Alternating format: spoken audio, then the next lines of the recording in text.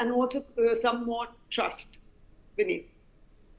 Absolutely right, ma'am. And following his meeting with the Chinese President Xi Jinping, Prime Minister Modi has given a statement on his social media. He wrote, and I quote, "Had a fruitful meeting with President Xi Jinping in Tianjin on the sidelines of the SCO Summit. We reviewed the positive momentum in the Indo-China relations since our last meeting in Kazan. We agreed on the importance of maintaining peace and tranquility in the border areas and reaffirmed our commitment to a cooperation based on mutual respect, mutual interest, and mutual sensitivity." All right, Mithali, coming to you now. India, of course, looking to take its business elsewhere now.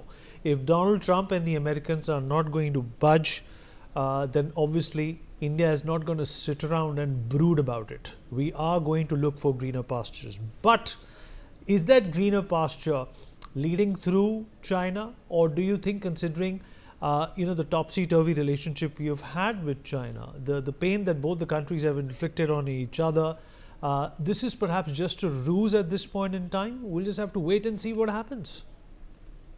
I think it's not a ruse. I wouldn't call it a ruse, but I think what is definitely happening, and when we look at the thinking of the government of India, it's fairly evident, and we can see that the idea is to have the belonging in a multipolar world. I mean, we're not looking anymore at a world which is led by any one single power.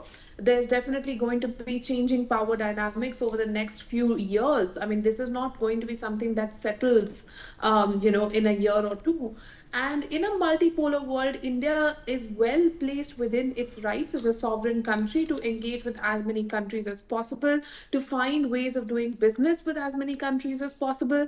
And as I've said, previously also on your show, this is no longer just about trade. This is now about growing companies, organizations, and investment opportunities. Because what is evident is that a country will always protect the interests of its investments. I mean, if you look at the Trump tariff order, it actually explicitly exempts iPhone manufacturing in India from the 50% tariff. Why? Because that's American investment that's come into India. So I think for any country, and especially for India, if we want our growth to be sustainable, we have to enter into joint ventures, we have to co-invest with a number of countries and spread our risks, diversify, and bring as many people to India as possible for investment and for manufacturing and for services.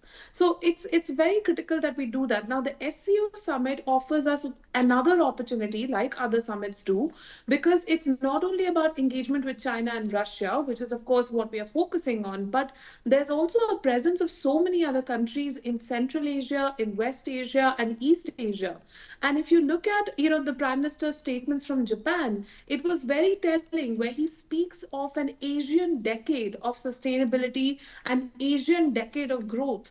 And this is really where India stands to offer all other Asian countries not only a large market, but also a large workforce. So I think, going into the SCO and really positioning India as a part of the whole Asia story, which can stand up to, the Western powers, is really a very powerful narrative as well as a strong economic argument. All right, fair enough. Well, we have continuous updates coming in from